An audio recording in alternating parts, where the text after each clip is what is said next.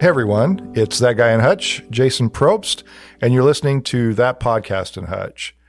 First thing I want to say is it's been a minute since we've released an episode. We've spent the last year or so kind of reimagining what this looks like in the future, thinking about how to go forward. So it's been admittedly a long time since we've done one, but we want to get back into this and keep your ear to the ground on this because we plan on coming back in full force, probably better than ever before because we've really got some new energy and some new people helping. But Chris doesn't change. Chris is still here as my producer, and I'm still here, but we have a lot of new people contributing some thoughts and ideas on how to do this better. But part of what drove me to want to do this episode and do it this week is this big issue around the city sales tax vote. And, you know, the city held a couple of meetings around this vote, 0.75% sales tax increase. And there are a number of moving parts with this that helps change some funding mechanisms, and it will allow them to get rid of the stormwater fee. I'll say that a few weeks before that meeting, I was a hard no on this sales tax issue. And after I went to the meeting and I listened to several different department heads talk about it, listened to some of the city council talk about it, a lot of it really made sense to me. And you'll hear this conversation, parts of this conversation with the city manager, Enrico Villegas, as we talk about this. But like one thing for me was the stormwater fee. We're all paying that stormwater fee. This sales tax would allow that to go away. And I think it's a net savings. For me, when I run the math, it's going to be a net savings. I don't know what it would be for you, but there are things like that are like really based in fact. And I think sometimes when we have conversations around tax policy, we get, I mean, I think the pinch that everyone is feeling right now is real. Like I'm paying more in property tax. I'm paying more for everything, for my health insurance, my medication, my food, everything, every part of my life is costing me more. And I know that that's the case for you too. And it's frustrating because it's not going away and our wages are not keeping track. And I think most of us are feeling that pinch in a very visceral way. And it sometimes makes it so that anytime we're having a conversation about something like tax policy, it's really hard for us to want to agree to something like a tax increase. But as you dig into these issues a little bit, you start to realize that maybe not every tax is equal, and maybe not every tax increase actually ends up in being quite the increase that you think it is. And in this case, there are several factors: stormwater drainage fee, the fact that we'll pull this partly from people who live outside of Hutchinson. So I wanted to have this conversation, and I wanted to get this information from the city manager, who's kind of been at the figurehead of this, and he's taken the brunt of the questions about it. And I wanted to ask him to talk about this a little bit. However you vote, and I have always encouraged voting, and I've always encouraged people to vote their hearts and how they feel about things.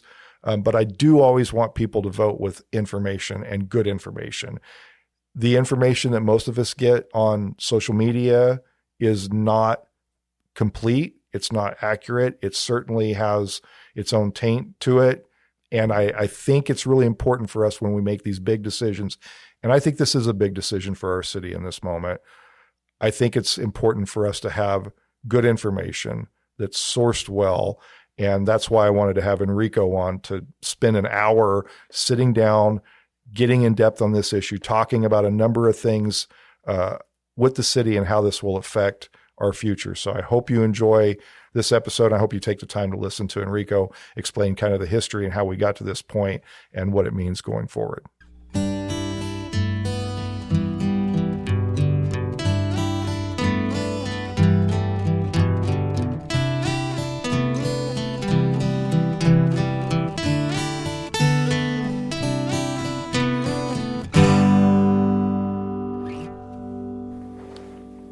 So I want to introduce today the city manager, Enrico Villegas. You've been city manager for how long now? 2 years. Okay. Where'd you come from? I came from the city of Warrensburg, Missouri. Missouri. Okay. What part of Missouri is that in? It's about an hour east of Kansas City. Okay. Okay. And what brought you here? Well, one, there was a vacancy in the role, but to add more substance to that, a recruiter had with Baker Tilly had reached out to me and wondered if I had any interest in the role. And, not wanting to say no, I researched the community and really saw a lot of the potential. And I went very deep into the budget. I went very deep into, I watched about 3 years worth of council meetings just to see where the city was wanting to go, what was on the table, and said, I think I can help. And I applied. I went through a very grueling recruitment process, and I fact-checked my sanity a few times. But anyway, I really appreciated the scrutiny through that recruitment process, and the council selected me, and I haven't looked back or regretted my decision. Yeah, and the grueling part of it, I mean, for listeners who may not remember, we went through a period of having some city managers that didn't work out, and it actually did create a lot of, I would describe it as chaos in the city when you can't seem to hold on to a city manager. So I think when you came along, the council was pretty determined to try to get it right this time because there had been a feeling that we had missed the mark a couple of times previously. Definitely warranted, for sure. But yeah, it was intense, but again, I'm glad that everything went the way it did. Now, we have this vote coming up, the sales tax vote, which has been talked about a lot in town, and the city's held a couple of meetings about it. And part of my reason for wanting to have you in was something you said that sparked a lot of thought in me. You had asked the question in the audience, is this as good as it's going to get? Is this as good as Hutchinson can be?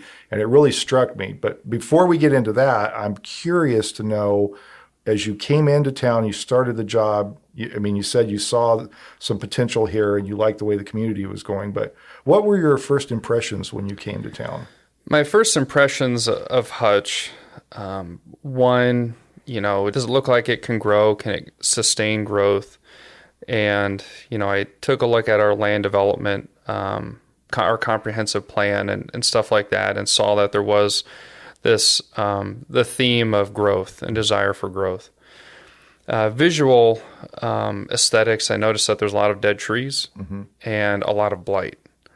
And so that was something, it's like, okay, we have some work to do here. But outside of that, I loved the attractions from Stratica, Cosmosphere, the State Fair, the zoo.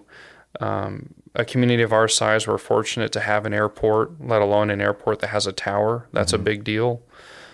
So those were a lot of things that I felt like you could build from, like it had good bones. And many communities, and I would say Warrensburg has a lot going for it. It's near Whiteman Air Force Base. The University of Central Missouri is there. But in terms of attractions, you could always use more attractions to help bring people in. And so that was something that really excited me, was to be in a tourist-driven community. And so I would say I haven't gotten satisfied yet with where we're at. I feel like there's always a next level we can go to in Hutchinson. And so I'm not satisfied yet with where we're at. Well, you have a family too, right? You have Yep. children. So this was no small endeavor. Like when you made the decision to come here, you're just not moving for a job. You're moving to raise you're my uprooting your family. family. Yeah. My wife and kids were part of that decision-making process. And there were a few times in the recruitment side where I'm like, I don't know, this is a lot. And my wife's like, no, keep doing it. Yeah. And so a lot of credit to my wife for really continuing to push me and be my backbone that way. That's good. Can I ask how old your children are? 8, 5, 3, and 1.5. Okay. One is almost 6. Okay.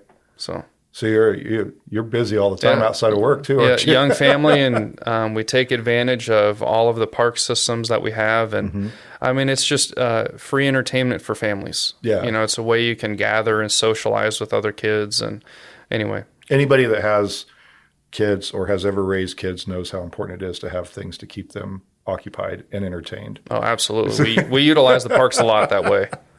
Well, I want to ask about the sales tax, and like I said, this is really. I went to the one on the 16th, the conversation about it. There was a decent crowd there. I was glad to see that, but I was also glad to see so many of the city staff, including you and the council, talk about and share some hard information about this. So, start with just giving me some fundamentals about the sales tax and what that's going to mean. And then we'll kind of move into, the mechanics of why that might be necessary and why the city council chose that route instead of another route to try to solve this budget problem.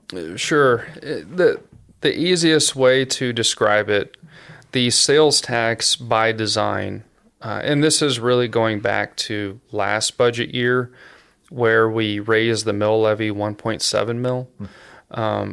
By making that adjustment then, and then incorporating if the sales tax were to pass present day, that would zero out our revenues and expenditures. Essentially, the two lines are the same. And we've been sharing this graph where there was a divergence of probably almost 2 years ago, a year and a half ago, where our revenues went one way and our expenditures went another way.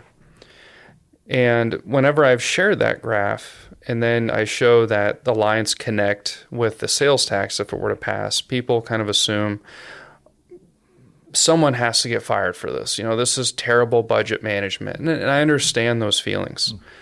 But to really kind of unpack what's happening there, it's important for everyone to take into account the peer pressure or societal pressure that the city council gets. It's make cuts, it's too expensive to live here, etc. And so you can look back at the timeline of the city and to be able to see over a 5 to 7 year period, we were either at revenue neutral or flat. And by trying to hit those targets, the mill levy went down. And so I believe from a 5-year period to present day went down around 4.5 mil. And that's substantial. And so, there's kind of a lot to that, but the sales tax itself would allow the city to present day keep all of the services that we all enjoy to move in that direction. And also to continue with our recent developments with the facade improvement program, our sidewalk improvement program, the way we handle that, our demolition program with respect to blight. A lot of those newer programs, we can continue to fund those at the clip that we are present day. And some of those are things that didn't exist before. Correct. Right. So we've been much more aggressive with blight and with sidewalk repair than I think I've ever seen in Hutch's history. Yeah, and all of those are new programs. I'm very blessed, one, to have the council that I have, very supportive, very community-minded. And that was something that I really was analyzing them on when I was watching 3 years worth of council videos. Would this be a good match for them and myself? Are they about the community? Is it more about fighting each other? And so I was really impressed with the council then and now. And in terms of staff, I have a top flight staff that they love the community. They're very invested here. And so any new ideas, they've always welcomed with open arms. And I try to do my best to pay it forward by, if a staff member says, hey, we should try this. All right, let's do it. If it appears to be in the best interest of the community, I'll support it. And so I think a lot of those ideas that are programs that we're trying is trying to create an incubator space of just supporting the community through any which way we can. So we can, it's kind of with the idea of moving to some place that's not right here. Correct. Right now, right? Correct. And again, it's the idea of not being satisfied, and it's not just at the individual level for me, but I've heard from a lot of people that we want to grow, or we can be better, or blight through the Love Where You Live surveys has been ranked really high as a community priority that they would like to see us tackle. And so it's not just something that I want or that the council wants, but we see this through community responses. And so we want to do our part in what we can. And so anyway, I'm very excited about the work that we're doing and what we're trying to accomplish. There's something you talked about in the budget that I want to get back to, but I want to make sure I get some of the very, bottom line details in there. The sales tax is 0.75%. Yep. So basically 75 cents on $100 purchase is what that comes out to be. And the anticipated, if I remember right, the anticipated revenue that might generate is around $10 million annually. Is that right? Roughly. Roughly, speaking. Yeah. And we'll get into some of this later, but one of the benefits, I guess, that is being presented about the sales tax is that not just local people pay that. That's diffused through a number of people who come here for the state fair, who come here for the NJCAA tournament, who come for conventions, who come to visit Stratican and Cosmosphere, or to shop downtown or do any of those things. Yeah, absolutely. And that kind of ties a lot into the pull factor. Mm-hmm. And the pull factor, you can go into really granular detail. There's a lot of economics behind that. Mm-hmm. But I would say at a base, our baseline is about 1.45. And so what that means in terms of like retail health for a community, in terms of shopping for a community, an additional 45%, so the 0.45 of that, are shopping here from somewhere else. Yeah. And so that 45%, so you take 45% times 40,000 is 18,000. So in total, our community is supporting a shopping base of 58,000 people. And I think that's an incredible punch that Hutchinson packs. In other communities, even Wichita, we're higher than them. Mm-hmm. I forget off the top of my head what they are, but I know. I think I read that it was 1.3 for Wichita. I couldn't remember, so I didn't want to say, but I know we're higher than them. And part of that's based on like the power based on our smaller population than Wichita and the number of people. It's a little we're punching higher than our weight. Yep. On that because we're pulling people, and you know this intuitively. You think people from the smaller towns around Hutch are a lot of them are coming here to shop for groceries or supplies, in addition to the tourism dollars that come in. Right. Absolutely. So you had mentioned about budgeting and how the city council had worked to lower the mill levy for the last 5 years until this last year. I really want to talk a little bit. I don't want to get too in the weeds, but I do think it's important for us to have a conversation about how city budgets are different than home budgets, mm-hmm. and how there are some elements of a city budget that are non-negotiable, in terms of like there are federal mandates, there are state mandates. I remember before the stormwater fee went into effect, which I want to talk about that too, because I think that's a really important part of this. There were like EPA mandated positions in the city to require us to make sure that the stormwater was safe to go into streams and rivers and things like that. There are parts of city government that are non-negotiable from other levels of government, and there are parts of city government that are non-negotiable from a constituency perspective.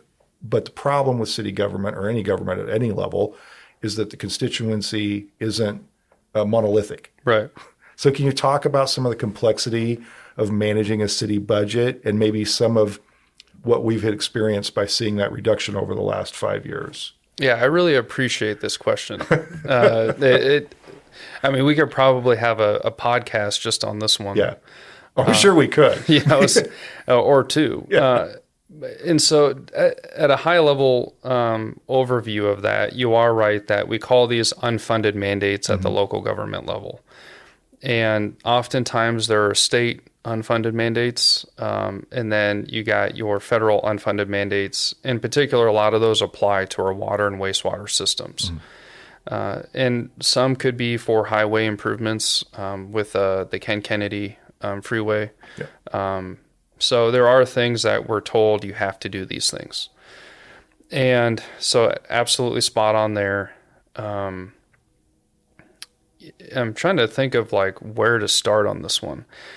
But the best way to describe how the budget process works, to talk about the state law here, we have to certify our budget if we don't want to exceed revenue neutral August 25th. So assuming the 26 budget cycle for the budget that was approved in 25, I'm sorry for the listeners, would have to be submitted and approved by August 25th. If we exceed revenue neutral, we have like an additional month or two to really kind of deliberate that.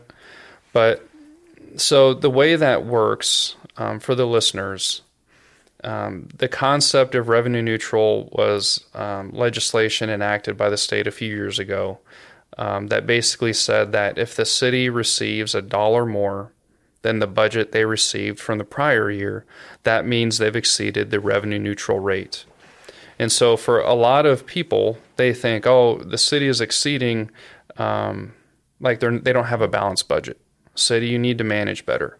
But that doesn't take into account inflationary pressure or the cost of goods going up. And so that concept has completely revolutionized the way the council then directs people like me on how to proceed with the budget.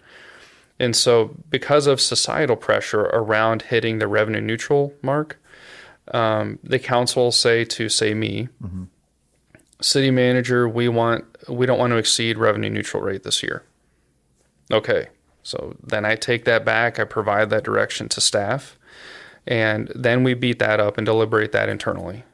So what things will be cut, what things won't be, what project can be shifted 2 or 3 years type of thing.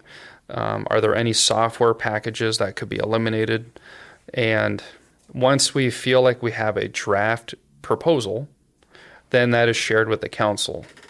And at that time, someone like me would say, I was able to hit that mark, or I'm not able to hit that mark. Council, what do you think? And so all of those discussions happen in a public meeting, where then those are further refined and deliberated. And fast forward a few months, if we exceed the revenue neutral rate mark, say if we want to keep the mill levy flat, at that point, further scrutiny is applied to the city, and we just kind of roll with the punches. But I want to make sure I did your question justice, because I think that's the heart of this conversation. So if not, just let me know, and I'll expand on anything, because it's a really good question. Yeah. So you have the state had a requirement that you had to, property values could go up. That's completely outside of city government's control. Correct. If property values go up, and they went up dramatically during the 4 years after COVID, you then as a city council or as a city have to reduce your spending just by virtue of the inflationary pressure. Meanwhile, the cost of asphalt, the cost of oil, the cost of gas, the cost of health insurance, the cost of liability insurance, building insurance, everything that you do as a city, you're dealing with the same inflationary pressures that people are dealing with. But you have a restriction then that says you have to keep that spending down. Or there's a lot of pressure to keep that spending down. You do have a way to but it's lengthy and you have to go through a public hearing process and things like that. But meanwhile, there are systems that cities manage: water systems, wastewater treatment, stormwater, parks and trails, streets, and everybody in town wants those things working. And so those are things you don't have an option to just be like, we can't do this. People get really wound up about potholes or anything like that, and if their water doesn't work, then that's a bigger problem. Absolutely. And we call these competing values. And, there are some that say, well, we should only prioritize, get back to the basics. And I understand what they mean by that. And I think that's okay. But then there are the other things like quality of life. Like, how do you put a measure on that? And, you want a good park system. You want good amenities. I mean, several things that we've done, even in my time here, we give prospective employers a tour of the community. And oftentimes the thing they comment on are how clean or how well kept our park system is. And because they want their employees to enjoy where they're now living. And so they don't want to have a huge turnover rate. And so if we have a good quality of life system that can support young families or just families generally, employers take a lot of weight into that. And I mean, it's hard to put a value on those things, and we do try to look for smarter ways to irrigate the grass, and we try to switch to smart controllers and things like that. Mm-hmm. I mean, there's a lot of cost-saving measures that we have been employing, and we'll always look at different grass types, but I think to just say eliminate parks altogether, I don't think is a wise decision. I want to ask about that. There's two things that I think I hear criticisms of that I want to give you a chance to address. One of them deals with this quality of life, and I would like you to talk about why that's important. And you kind of touched it a little bit with employers. I mean, my view and the research I've done is that people don't live in places that are dull or boring or don't seem like they're investing in themselves. Right. And therefore, employers aren't locating in those places because they can tell that they won't be able to get the workforce that they need. Is that what you see? Absolutely. And I was kind of picking on the prospective employers to kind of show the reach that a park system has. Mm-hmm. And this isn't something I said, but I was talking with a Friends of the Zoo board member, and we were talking about the zoo master plan, and that's something I'm very excited about. And we started talking about the quality of life versus everything else issues. And from their perspective, they said, well, everyone, if you move to a community, you expect water to come out when you turn on the sink, mm-hmm. or when you flush your toilet, that it works. Yeah. But what gets you a cut above the rest is those quality of life experiences. And so if you can be competitive in that space, you'll be more attractive for people to want to stay here, more attractive for people to want to move here. And I really appreciated that coming from someone that doesn't do government, right? That can appreciate what it is that we're trying to preserve and save. And so anyway, real big shout out to the Friends of the Zoo board member that said that. I would say their name. I don't know if they want the publicity or attention. Sure, on that. Yeah, but I think that's true. Like every community, unless it's failing, should have water in the tap that's clean and drinkable and a sewer system that works. And if that's your measure and that's all you're going to do, you're in competition with communities that are doing a lot more. Right. And that's a reality that we have to address, right? I mean, that's part of it. Other communities are making those investments, and if we don't, my view is that we will continue to fall behind. Oh, absolutely. Pretty fast. Yeah. Because other communities are taking a different approach. Yeah, and I got a question at the first town hall meeting, and it was about art. And they were criticizing the question was criticizing the art in front of the sports arena. Mm-hmm. And I shared with the audience at that time that, that was before me, but I'm like, I don't want to give you just a cop out. Yeah. I said, I have learned to appreciate the arts and humanities side of what we do. And say if you go to Lindsborg, Kansas, mm-hmm. I mean, they're doing something right. Or any other community, you're able to experience or at least visually see the charm and character that they have to offer or what they're going for. And for us, do we really want to be known as dead trees and blight? Yeah. I don't think that's what we want, nor should that be the bar we're trying to establish. And so I said, I think it is important to support the arts. And I said, now it's not going to be on the same playing field as public safety. Sure. But I think if you can carve out some monies to be applied towards that, why wouldn't you? Even if it's a small investment. Well, is there a maximizing effect? Like if somebody comes to, there's a potential maximizing effect. If you have somebody that comes to see Stradica or the Cosmosphere, and there's art installations or murals, and we've promoted that, and there's public art around that can become part of their visit, that's much more enticing. Is that right? I mean, absolutely. It's just another layer of ways that draw people into town. And I think that hits on the piece of like it adds a cultural element. And so, for example, and I thought this was very creative. I was in Perry, Iowa. I can't remember how long ago, but on one of their murals, they have a really large Hispanic community. And they had a mural on the side of a building, and the building had some missing bricks. I think it was just kind of an old building. But anyway, with the mural, they incorporated the missing brick as like a tooth. So it looked like they had a missing tooth, and it was just really creative how they blended that in. And anyway, I think it adds a cultural element that it's a very cheap investment to add some sort of character to a community. Yeah. And it's just, and beige and gray just doesn't seem that attractive to a community. Yeah. I want to make sure and ask about the other criticism, I guess, before I get to this. One of the other criticisms, so I hear one criticism is we don't need all these quality of life things. The other is we've hired additional staff. You've talked about how we're fully staffed. And one of the criticisms of the tax proposal that's out there is that maybe we don't need all this staff. Mm-hmm. Can you talk about that? Maybe the benefits of being fully staffed and what the effects of not being staffed at that level has meant? Yep. And so I'll touch on, there were some positions that are highly scrutinized or more scrutinized than other ones. Some, like the housing coordinator position.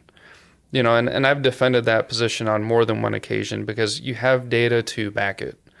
When we did the housing needs assessment, it was shown that we averaged negative 12 housing units a year. And so we're losing more houses. Yeah, either they're stuck in probate or whatever the case is. We're losing more than we're generating. Yeah. And through supporting that role, we now have around 200 housing units in the pipeline. So 36 in Monroe, Plum Creek, 11th in Hendricks. So there's a lot of activity surrounding housing from just one role. Mm-hmm. Now, that one role has a support system behind it, but that's the thing I'm trying to protect, is that if we want to move in a positive direction, why target that one role? Yeah. It's not like it's an entire department. And even if you were to cut that one role, you would need to cut probably another 50 people in order to move the needle on anything. Small cuts like that, I mean, if you do them in aggregate, you can save some money. But one position isn't going to make or break the city's budget, right? Correct. Yeah. And so to go back to the fully staffed, what that means for for the departments that were struggling, it was the police department, dispatch, public works, and utilities. Our fire department has actually been pretty good. Maybe we lose 3 or 4 just due to general attrition with retirements and stuff. But at one point in time, we were down anywhere between 10 to 15 police officers. And dispatch around a similar number, public works and utilities, similar number. And by improving the culture of the organization and in some cases bumping up the pay just marginally, we were able to attract lateral police officers. Mm-hmm. We have recruits going through the academy, but boots on the ground police officers were about 98 or so fully staffed. And really what that means is that recent data we've collected, even on just crime prevention, mm-hmm. we've reduced crime from one year to the next by around 13%. And so we can show data to suggest that it is good to be fully staffed. And I've heard this as well. Well, do we really need to be fully staffed? Okay, well, if you want to dissect that further, do you want more overtime? Mm-hmm. Because even being fully staffed doesn't mean that now there's not enough work to go around. We still have overtime challenges. So we run really lean as it is. And so whenever I've heard, do we really need to be fully staffed? Okay, what you want is a lot of overtime charges then. So at time and a half rate versus just normal time. And that's going to be morale issues. Now we're back to where we're at, mm-hmm. where now you're struggling to just do the basics. Yeah. And so it's not trying to be a clever argument more than it is just, well, that's what you're asking then, or that's what you're suggesting, is you want to pay overtime versus not. And I'd question the economics on that. I always wondered, it's always interesting to me too, and tell me if I'm wrong, people typically, they do not want to cut public safety budgets. Correct. Like the public loves the idea of having a fully staffed, fully funded fire department and police department. Meanwhile, public safety in most communities makes up the lion's share of a city's budget. Is that correct? That is correct. And that holds true for us as well. Yeah. And I would say that, on the park system, we have made the most cuts there without sacrificing the integrity of what we're trying to do to keep parks looking nice. So that is usually kind of the default for most communities, is that you go after the parks first. But we are trying to preserve the zoo master plan as much as possible. So the Friends of the Zoo, they've done fundraising efforts. They recognize that the city is kind of sticking its neck out, if you will. And so the Friends of the Zoo is trying to do their part to bring in private money to help support future phases. And so anyway, it's nice to kind of see a community rally behind, like, finally we're doing something. And that's been refreshing too for them, that, okay, we're stepping up now. Yeah. And it's I think around 60,000 or so visitations last year to the zoo. To the zoo. And it is a free amenity for the community. And, we've heard that, well, you guys shouldn't be subsidizing that. But that's done intentionally, so it is free. Yeah. And for future phases, for the zoo's master plan, through the entirety of it, we want it to remain free. And that is important. And I would say, just growing up, my family and I, we went to the Omaha Zoo and loved it. It was great. And it seemed like probably every couple of years we tried to go there. But at some point we got priced out. And so as my mom would work 2 or 3 jobs, and at some point we couldn't afford it as a family. Yeah. And there are many others that kind of share that same experience. And so for us, well, we don't want to limit future people from having a good experience in Hutchinson. And so if that means keeping it free, then so be it. And there would be a lot of families here that wouldn't be able to afford the zoo for their family if we charged even a nominal amount. Exactly. And I think when you factor in kind of the Alice or kind of the working poor, you got to know your market. Yeah. I mean, if we were a Leawood, then sure, charge. Yeah. Because people can afford it. I mean, even if we're just a marginal entry fee, but we rely on donations and subsidy. And I mean, that's important for a lot of families. When I was raising kids and they were little, and every person I know with kids, the zoo is a lifesaver. Like it's one of the places you can take your kids. They're all in one space, and you can kind of let them run, and they're enjoying it. And you can eat up a couple of hours, burn off some steam, get out of the house. As a parent, that's one of the things that I've always found really important. You need an outlet. Yeah. So I want to move to the stormwater fee, because this, I think, and this may be one of the things that really moved me. And I tell people, like, a few weeks ago, I was probably a no on this. After learning some more about it, I moved. But the stormwater fee is a big part of that. I did some math, see if my math is right. I look at my water bill. I think you said the other day the average is $550 a month for homes in town, $549, something like that. Maybe $475 or something. $475 is like what that. Mine is. Yeah. Mine's $475. Yeah. So I figure it up based on 75 cents on every $100. We're going to eliminate the stormwater fee. Correct. And people there's a criticism out there like, well, we'll see it when it happens. I mean, this council will have to vote on it, but if this passes, that stormwater fee will go away. Correct. Okay. At the date of first collection of the sales tax, that thing's going away. And that'll be when? Because there's a process. Yeah. The state has to certify, and then and there's a delay before you can start collecting the sales tax. You have to give merchants time to change their programming and their systems and things like that. Correct.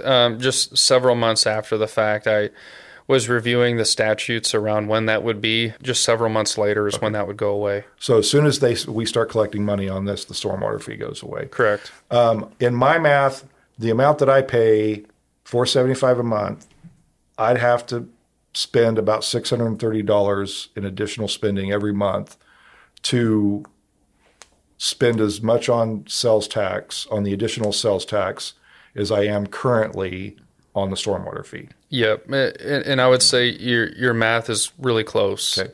And really the genesis of it, as we were evaluating putting a proposal together, one for the council to consider, but for the community to consider, the idea of the stormwater utility fee was, you know what, for the people that live here, we want to give something back. In exchange, we'll start taxing the people that are using our system as well, that are just driving through, they stop to get gas, or they're coming here for some tourist related thing. But if you live here, we want to give something back. And we've demonstrated that too with utility billing assistance, eliminating a lot of our permitting fees, like the water and sewer tap fee, the building permit fee, we've cut in half. So if you live here, we are prioritizing you. Yeah. And we've tried to demonstrate that on multiple occasions. And I hope that enough people see and realize what we're trying to do. We're really putting the community first in this. And I know people hate taxes. Believe me, I do too. Yeah. I mean, we all do. That's a misnomer that's out there, that there's anybody that enjoys paying taxes. Yeah, I don't know. Right? I've never met a single person that enjoys them, whether they're in my profession or they're an elected official. But if we all want to live together and call it a community, something has to pay for the roads. Something has to pay to get the water to you. And so for those things that we all share and participate in, you have this kind of contract, this social contract, if you will, that I'm going to pay a portion of my income or my property taxes to you all in order to make sure that system happens. And I mean, for those things, I don't mind paying taxes because I see where it's going. I see the value of the dollar. But yeah, I haven't met a single person that enjoys taxes. Yeah. Well, I think it's funny too, because I mean, I always make the analogy that I help pay for roads I'll never use. Right. And I mean, that's just part of the deal. Right. I mean, I pay for a lot of things that I don't appreciate my tax money being spent on. Right. But it's part of the deal. Right. Absolutely. I think one of the things too, Jason, that, running the city like a business. And I made some comments at one of my closing council comment remarks or city manager remarks, but again, I understand what they mean. You try to be efficient, whatever. But it's also a way to be insulting.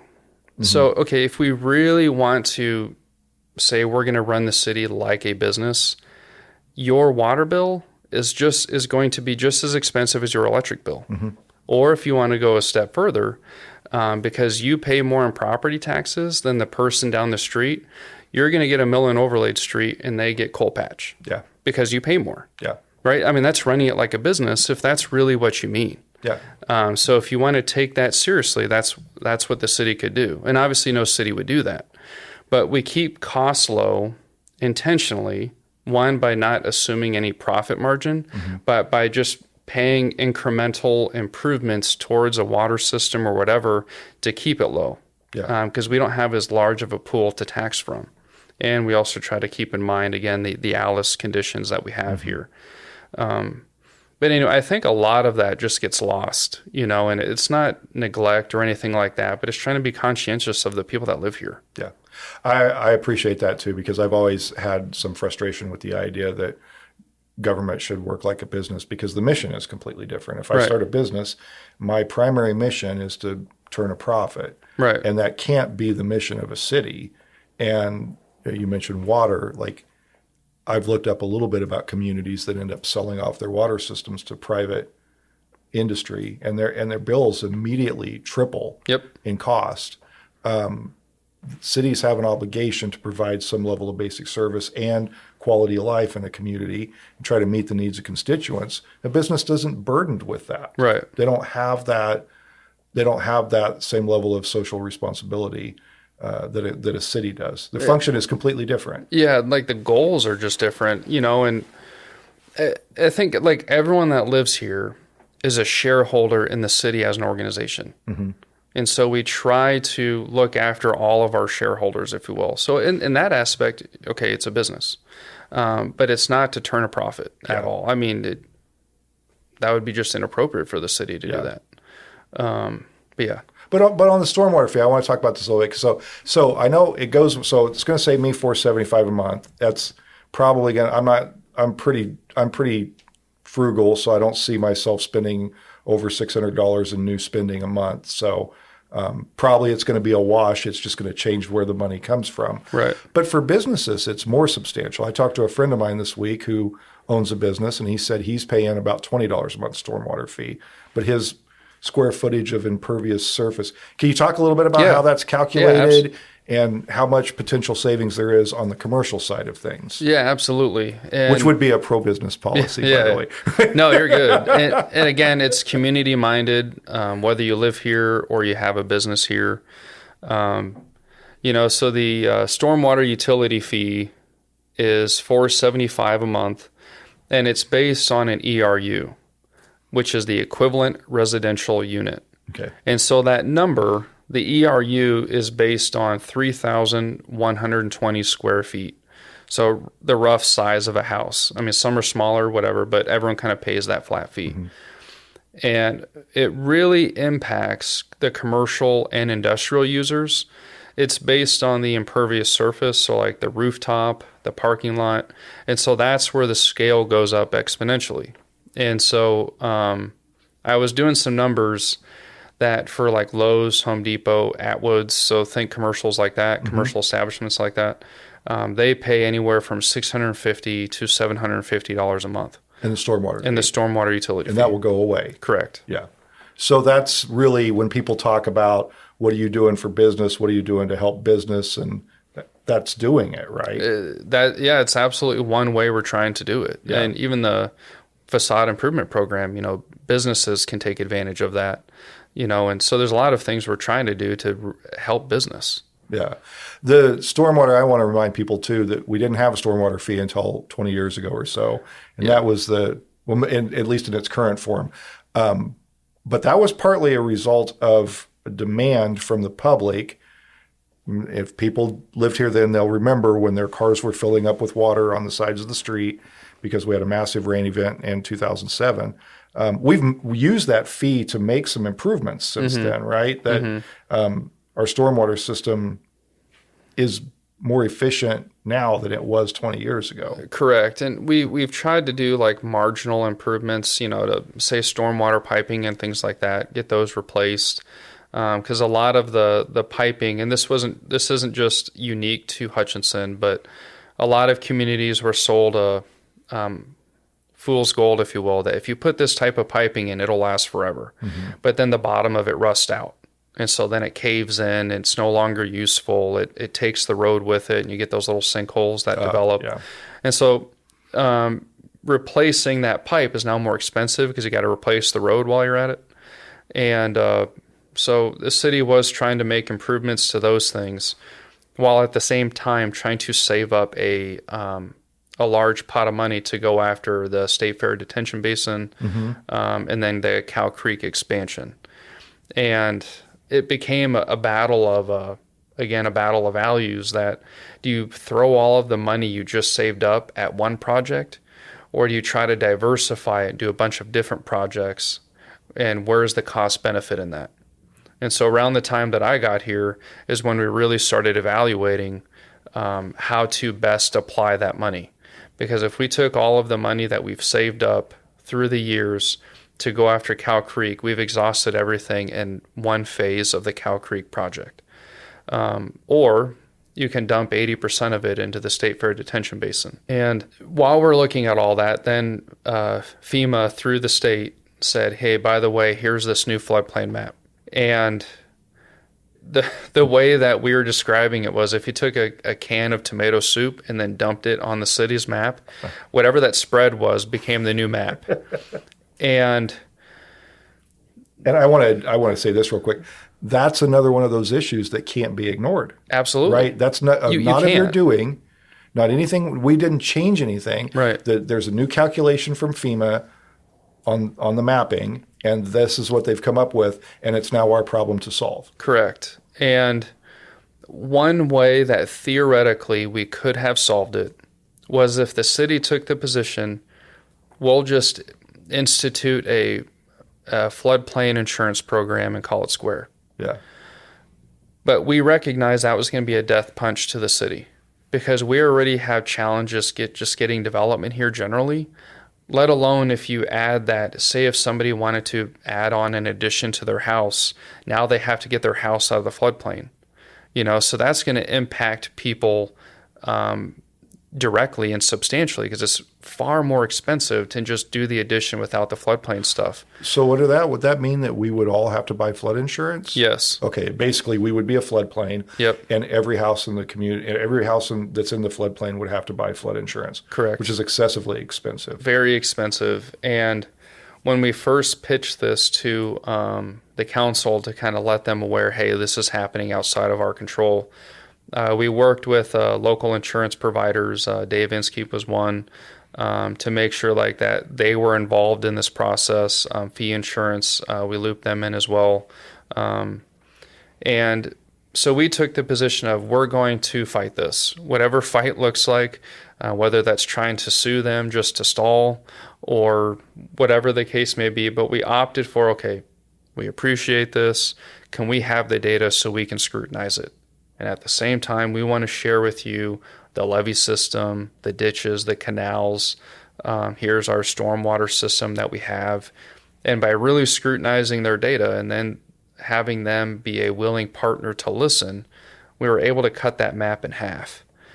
We still have a lot of work to do, but that stormwater utility fee has been applied to put very strategic locations for like little small detention facilities. Mm-hmm. So instead, when it rains, it doesn't go into your backyard. It gets channeled into that little pond. Yeah. And so those are things that we're trying to do and plan to do more of. If the sales tax were to pass, now we get more money to continue to tackle the floodplain map. To pull us out of the floodplain. Correct. There was a little wrinkle in the stormwater fee that I think is important too. You had indicated that with the stormwater fee funds, they're restricted. Yep. So we can dig the street up, we can replace the pipe, put in a box or whatever, and we can do all of that. But when it comes to putting the road back over the hole we just dug, that can't come from stormwater fee funds. Correct. Getting rid of the stormwater fee and changing to the sales tax creates greater flexibility. You're able to use those funds universally. Correct. In that area. Yeah, and that has gotten in the way on a few occasions where it's like, we don't have any more street money. Yeah. So we can't get to this pipe right now. And so that's just come up on a few occasions, just historically, that eliminating that burden, it just frees everyone up so that we can be more proactive versus how we're handling it present day. Yeah.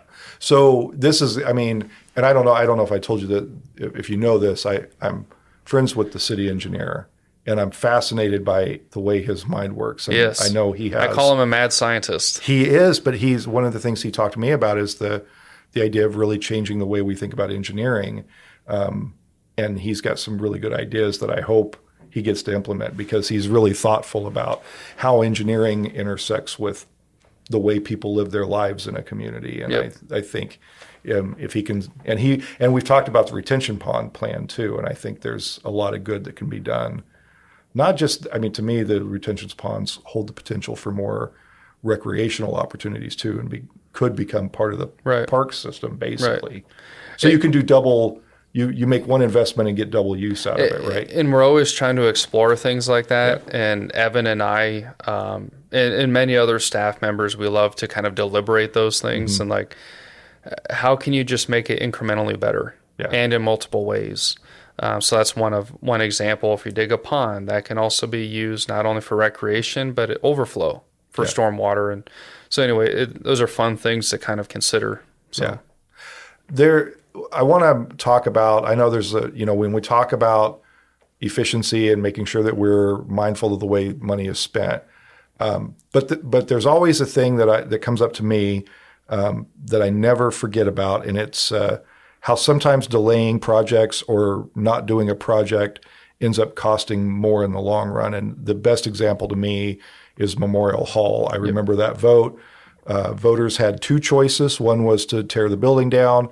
Everyone said, no, we don't want to tear the building down. The other option was spend all the money and fix it up. And voters said, we absolutely don't want to do that either.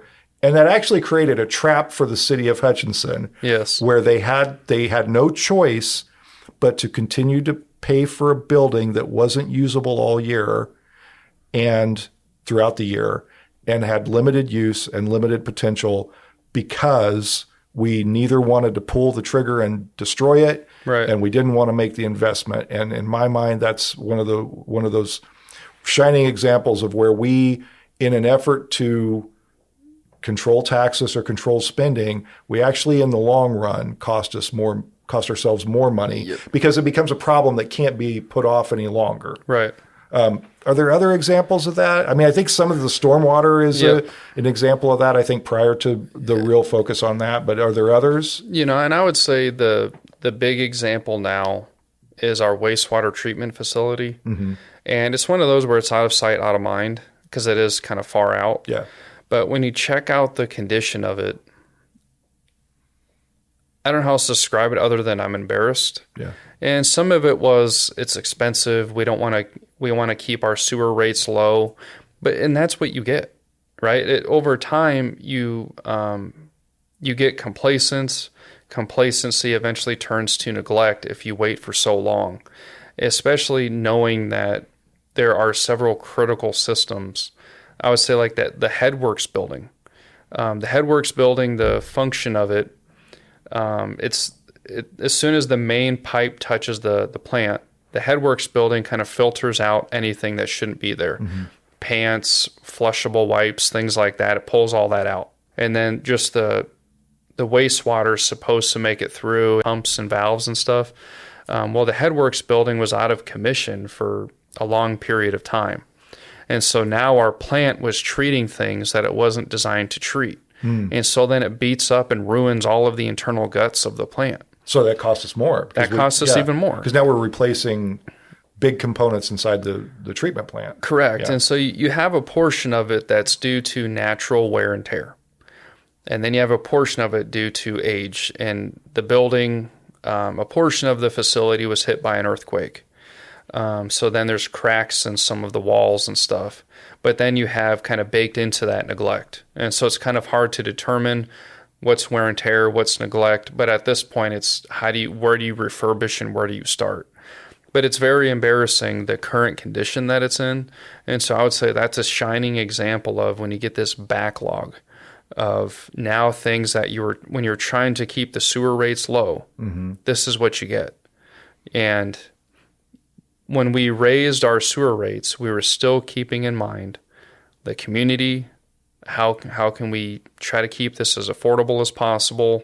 Okay, if we're going to raise it a little bit, let's supplement that with a utility billing assistance program. And at the same time, get enough bonding capacity to be able to fix those things. Mm-hmm. And so it's this whole suite of things that we are considering. But you make the problem that much more complex if you don't just address it, like as soon as it comes up, or at least have some preventative maintenance, like fix something before it breaks. And we kind of know this in our everyday lives, right? Yeah, in our everyday lives, it's like the check engine light, you know? If you see that thing come on, there's a joke, you just put duct tape over it and it goes away. Uh-huh. But at some point, that's going to catch up to you. Yeah. You know, maybe it was just an oil change and you can stretch it another 500 miles or so. But at some point, that's going to get you. Mm-hmm. And if you wait too long, then you got to replace the whole engine. And for the wastewater treatment facility, it's like replacing the whole engine plus some tires, maybe a little more. And so that's the kind of the best example I can bring it back to for everyday people is your check engine light. Well, and to the point earlier about mandates, I mean, there are quality measures in place for what a wastewater facility puts as an output. Correct. Right? We have to meet KDHE standards on the water that we're releasing out after we've treated it. If we don't have the capacity, the capability of doing that, we face, I imagine, some level of liability and some fines and things like that, right? Yeah, and the state really administers a lot of what the EPA kind of implements, and so they're the kind of the strong arm, if you will. And if we fail to do our job, whether that's meeting the limits that we're allowed to discharge, or if we have overflow events or something like that, there could be a consent decree levied from the state through the EPA. And depending on the severity of that consent decree, I've seen where some communities are told you cannot issue a building permit until you fix your plant. Zero activity. Yeah. And then I've seen it where, so that's on the extreme end. But then I've seen where they're issued fines, plus you have to build whatever it is going on at your plant. And so one example, Kansas City, Missouri, they had a combined stormwater sanitary sewer system, and the EPA gave them a several billions of dollar consent decree that they had to spend that much money to separate the two. And they're still working on that consent decree today. But there are a lot of communities, large and small, that are issued those things, and they're very serious and could have legitimate economic consequences. It drains resources from other programs that you might be funding, and you have to basically stop everything you're doing and deal with this problem now. I mean, it's a huge black eye. Yeah. I mean, to know you have a consent decree looks like you don't know how to manage your city. Yeah. Or something's wrong more than just a plant. And probably not doing wonders for business recruitment either. Yeah, it would be terrible. It would be terrible. But there are real consequences for not doing proper upkeep. Yeah. I have a couple more questions. Do you have time? Yeah, fire them off. Let's go. One thing I want to do here, I kind of want to do a lightning round. Let's do it. Because I think there are a lot of things out there about what this money's going for, how it's going to be misused, why we don't need it, and in the world of social media, there's a lot of these things just flying out there. So I think I just ask them, right? Yeah. Okay. Sales tax. The sales tax is going to line the pockets of council members and make them richer. No, the council, while they are elected, they're volunteers. They, if anything, spend way more money out of their own pockets than they do get anything from the city. So it's not lining anyone's pockets. Okay. The money is being used to boost your salary. No, it's not. Okay. The money is being used to fund the landmark project. No. That's a different thing, which we could do a whole other podcast on. But Star Bond money is not sales tax money in this instance. Not related. In this instance, the sales tax increase would not be applied towards the Star Bond district. It's completely separate. Okay. The city keeps raising taxes every year. No. We've shown historically that we've been cutting them. And I want to say from 2019, it was around 44.5 mil. And we brought it down last year is around 40.3. So we've been cutting. We cut like almost 4.5 mil off of the city's mill levy. And we recently bumped it up 1.7. But, the net difference is like at least 2 and change difference. Yeah. So it's been a concerted effort to lower the mill levy. Yeah, and I think part of this, I know it's a lightning round, but I think people need to factor in all of the taxing entities. Mm-hmm. So Hutch Rec, the library, the county, the college, the state, the school district, depending on where you're at. Like, it's more than just us. But we generally get blamed for the aggregate. Mm-hmm. And, we were getting blamed for other initiatives that other entities were working on. And I don't comment on them. It's not my affair to weigh in on. But we get blamed for everything, whether we want it or not. So that's an enviable position to be in. It is. You kind of just roll with it. Along those lines, Hutchinson has the highest taxes of any city in Kansas. I hear that one all the time. I do too, and I'm trying to look at where they're getting their sources, and I can't find them.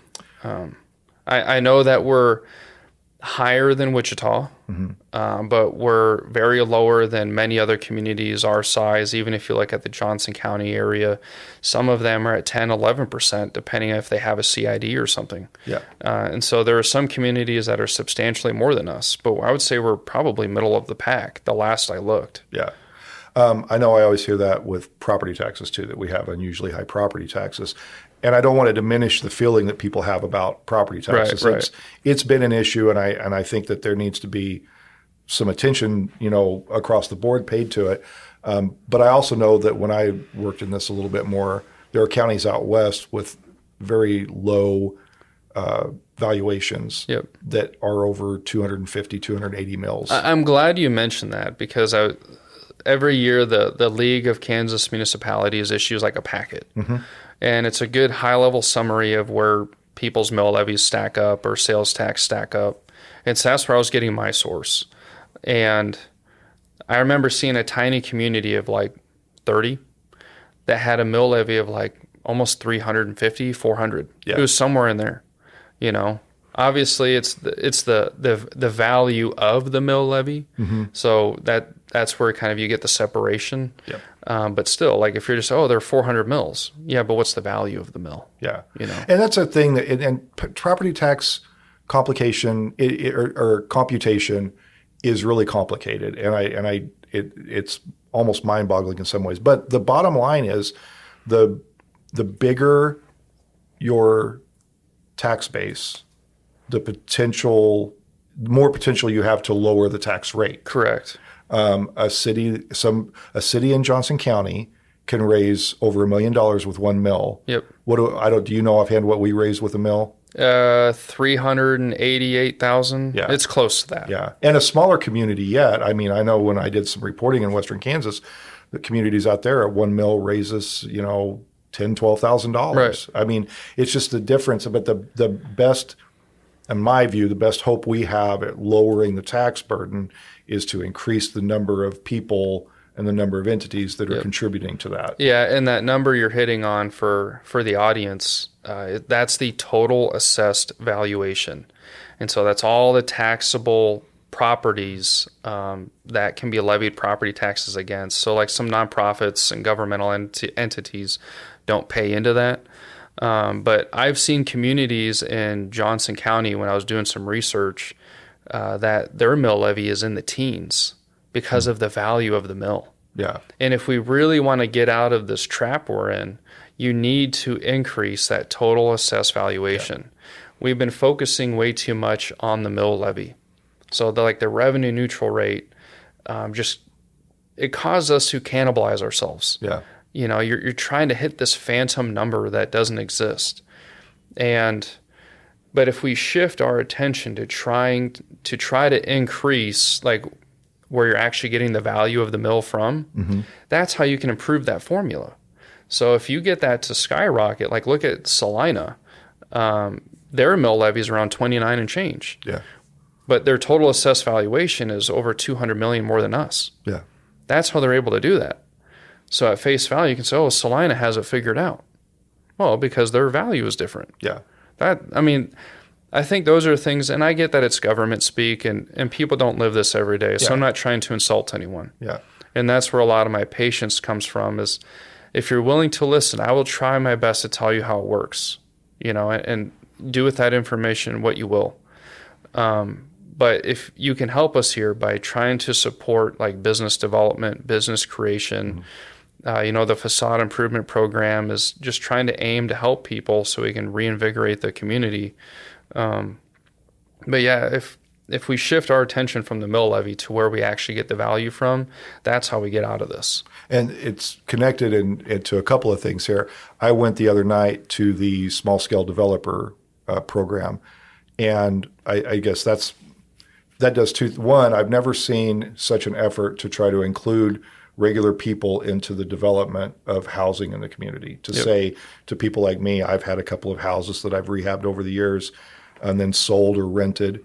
I've never seen an effort like this from the city to say, hey, we have a program, we have coaching, we have people who know this, who are available to help you. If you want to buy some housing, if you want to develop some housing, we're here to help. We're here to help with that. So those are the sort of things, but doing that's an upfront investment maybe by the city and community partners. I know the Community Foundation put in on that too. But if that results in otherwise deteriorating assets becoming growing assets, that's how we build our tax base. One way that we build our tax base up. Yeah, and then you can help the next generation of builders, the next generation of developers, and so we have a more robust community. Yeah. And that's a very pro-growth, pro-business approach, is saying if you're interested in building here, we got your back. Yeah. And that's the message we'll continue to say. I mean, we want development. So, yeah, I'm very excited about that program as well. Yeah, it's very exciting. I talked to several people afterwards, and they're very excited too. And there are builders that were in that mix that I was visiting with, and they're like small scale developers. Yeah. They're very excited about it. Yeah, and I think the coaching, of how to get started, what money to go after, what am I a sole proprietor or am I something else? I think that's the type of coaching you can get that you may not otherwise have had exposure to. Yeah. And so I am looking forward to kind of seeing what the fruit of that can be. But yeah, it's very pro-business approach. I think there was a lot of energy. There were almost 100 people there, and there was a lot of energy and excitement about that program. Yeah. Before I get to my last question, Yep. Anything, just free form, anything you want to tell people about the sales tax, the upcoming vote, your work in the city. You indicated when before we were recording that if anybody wants to talk to you or ask you about it, you're available to talk about the tax or the budget or any of those things. Yep. And I think probably one of the things that's worth mentioning, I'll always say I'm available for call or something like that. And some people take me up on it, some don't. But I do want to address the trip to Japan. Okay. And there's been a lot of like, oh, that's the waste. You like zero in on that. And, it's like if we made a mistake here, that means we're making a mistake everywhere. That's how people are going after it. But the idea of going to Japan, it was myself and 2 council members. The first half of it was pure business recruitment. And so Takako, a local employer we have here, originated from someone taking a trip to Japan. Mm-hmm. And they brought Takako here. And now they're a very successful business here. And far-reaching, when I learned more about their supply chain of like where our pistons get shipped to, it's fascinating. And so we asked if they have any interest in expanding. And while also at the same time trying to bring more businesses here. So like Panasonic that DeSoto got originated from trips like this. Yep. And that's a major facility. And so the thought is like, if we've been stuck for 40 years, we've just been plateaued, what can we do differently? You can't just assume, okay, businesses are going to come. Get your name out there. Expose yourself and expose the city to the greater world. Mm-hmm. And so that was one way of doing that. And then the second half of the trip was trying to establish a sister city relationship. That sister city would have been with Hakue, Japan. I believe there's still a lot of interest there, but they have their own version of the Cosmosphere. Okay. And it's very cool, very fascinating. We took a tour. We met with the mayor and some of the other council members there, and they expressed genuine interest in Hutchinson and the Cosmosphere, and several of them, they said around 15, 20 years ago, have taken a tour of the Cosmosphere, and they would love to come back. And so those are things like, what could that relationship eventually blossom into? Mm-hmm. And so there's a lot of things where the city is not getting a direct benefit from trying to establish a sister city so those two museums can be friends. It's not like we're getting a cut of anything more than it is trying to uplift the things we have here in this community. And so it's not like we're taking these trips all the time every month. It was just one. Yeah. And I get why people maybe took issue with it because they didn't know. Mm-hmm. But it was also, I didn't want to jeopardize any potential sister city relationship. We didn't want to get our cart in front of the horse, if you will, because a lot of this is you're dipping your toe into the water and kind of seeing what the reaction is. And so anyway, I wanted to touch on that because we were getting blasted for it, and that was part of the waste. But I mean, we're trying to, and at least I am trying to approach the work that we're doing with an entrepreneurial mentality. You got to try something different. Yeah. And whatever you can do to like get the piston moving, and I'll just give a plug to Takako on that one. But you know what I mean? It's like, what can you do differently? Well, the idea being that if you do what you've always done, you're going to get what you've always got. Yeah. Right. And so you want to try something different. And I can. So our population has remained the same, and we've had some years where our total assessed valuation went down. But I will say there is probably strength to the city. While we've remained flatlined, at least our economy has been strong enough that we didn't nosedive on that. We've at least been able to level out and maintain some normalcy there, because there are other rural communities that haven't been as fortunate. So it's not just a bashing fest on we haven't grown. So I do at least want to say there's a positive in there if you kind of move through some stuff. Yeah. We're trying to do our work a little differently to see how we can get the community moving. So on that trip, I know one of the questions was how much it cost. Do you have a sense of how much it cost? Roughly, and we've had partners help pay and offset some costs. The Hutchinson Reno County Chamber of Commerce help offset some costs, around $15,000 or less. Okay. Approximately for that trip. So you guys weren't flying over on a Gulfstream or stayed at the best Hilton Inn or anything like that, right? No, or Four Seasons or whatever. I don't even know what good hotels are. Yeah, no. I can appreciate again for the community wanting answers around that, but no, it was we tried to be as fair as possible in our stays. Because there were certain conferences we needed to be at. And so anyway, it's just, okay, which hotel room are you going to stay at? And are you going to have to use like the bus to get there, or are you going to have to take an Uber to get there? And so then you factor in all those ancillary costs as well. And we're off the top of my head, $15,000 or less. Okay. But it seems like there's this misconception that it was hundreds of thousands of dollars. Yeah. And it was for business. I mean, you're going there to try to establish relationships with ownership of an already existing company that operates here, and in the hope that you can establish some relationships that would result in additional economic activity and investment from globally. Correct. Yep. Yeah. It was a pure business trip. Several days were structured that 8 a.m. to 10 p.m. I mean, there was an itinerary of things, of people we needed to meet, people we needed to talk to. It was go the entire time. And representatives from the State Department of Commerce were there. It was quite the show of you had to hustle and get your name out there. Those things are work. They are work. Yeah. And,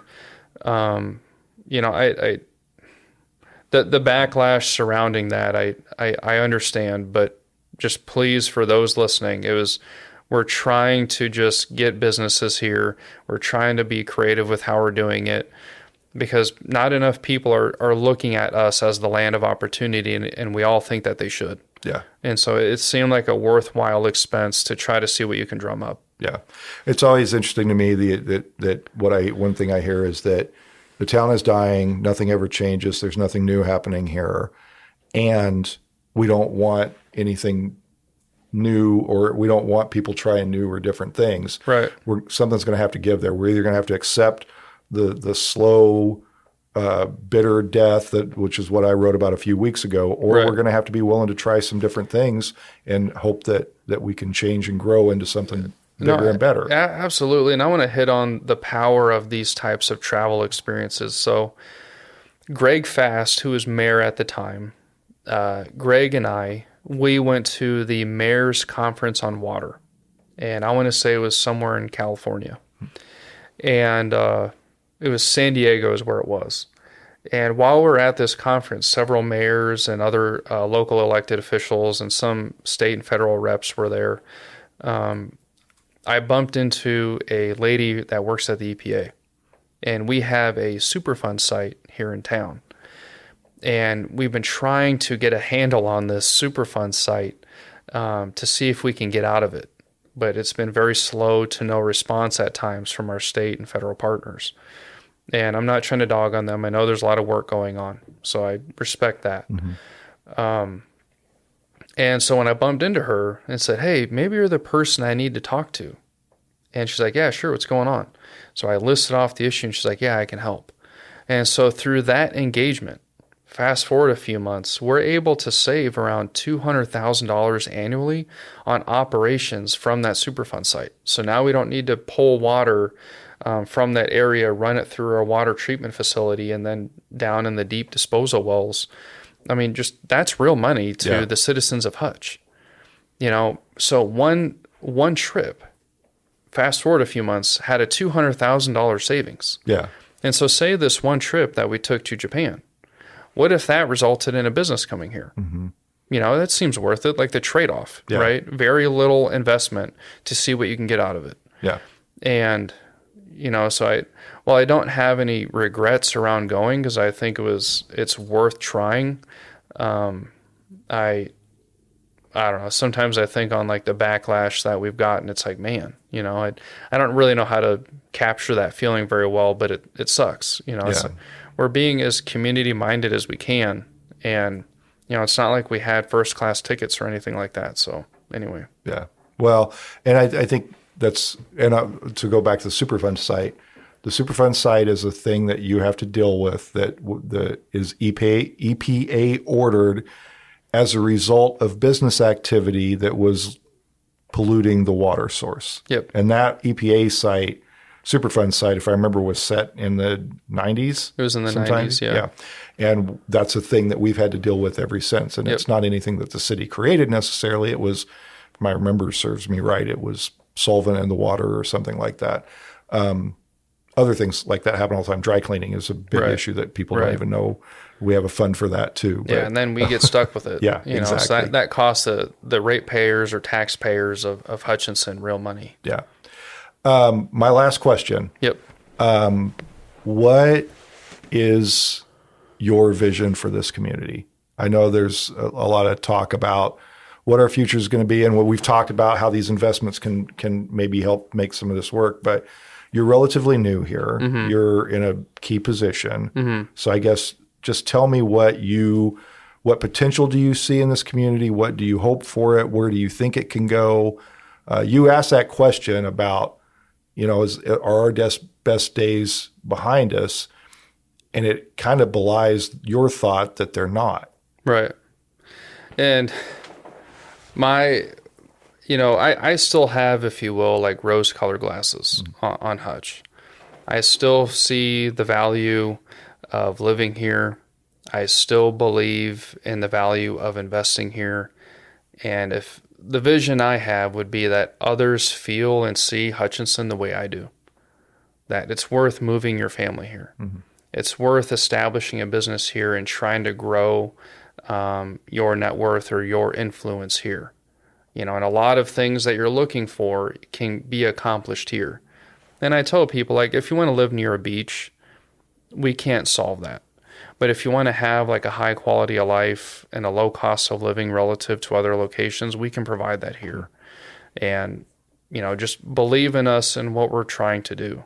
I mean, I think we have a solid track record now of cutting or finding efficiencies, cutting permit costs, establishing programs that didn't exist to help those in the community.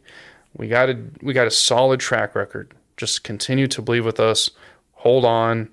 We get blamed for things from 15 years ago, but just give us a shot to make it right. And so my vision is for people to look at Hutchinson as a place to like raise their family. And then carrying out that mission strategically is looking at quality of life improvements to the parks, the zoo, the golf course, fixing and addressing blight in some manner. And so we've really taken the bull by the horns on commercial and residential blight programs. And then even tactically with like how you communicate what we have to offer here. So I think trying to follow each step of that vision. Mm-hmm. So that's what I'm working on. That's what keeps me going, keeps me eager, keeps me excited. We have so much to offer here. And, myself and the council, we get beaten up a lot. You guys are oath breakers, you guys are whatever, and it's just rot with fraud, waste, and abuse. And, it's just, I always practice, I'm going to give you grace. Mm-hmm. You may not know 100% what's going on.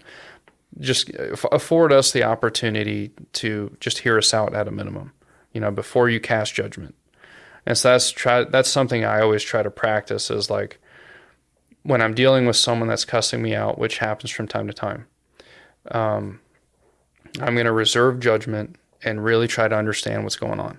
Where can I help this person? Because if this person's complaining to me, that means, in my mind, they trust me enough that I can help them out. Mm-hmm. And so I try to practice that with everyone, and I would hope that people can at least reciprocate that to us. Yeah. I mean, the council, they have a good heart. They only want what's best for here.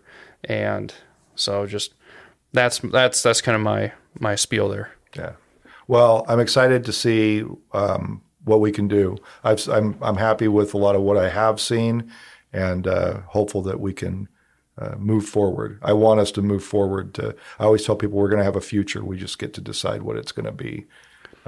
That's a good way to put it. Yeah. I mean, it'll be. I mean, I think we'll be here 50 years, 100 years from now, and in what form is largely dependent on us. Yep. So, and in part by decisions like this, you know, and there are things, there are horror stories, if you will, where former influential people in this community said, we don't want the highway or whatever to run through Hutch. Mm-hmm. And so then it bypassed us and went to Salina or whatever.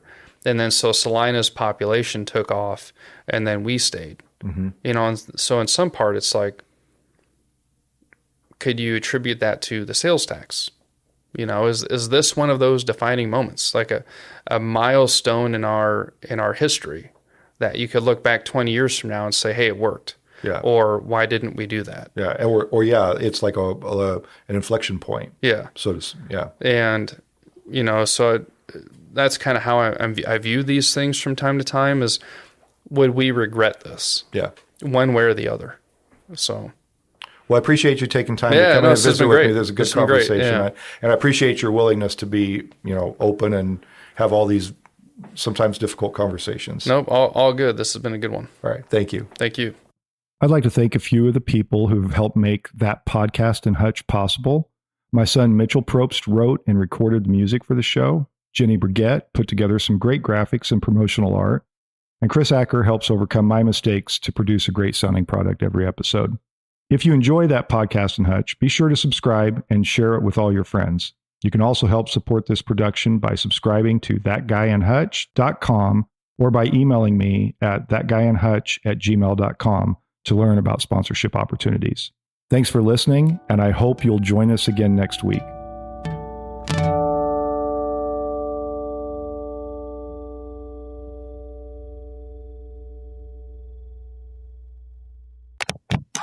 A Salt City Sound production.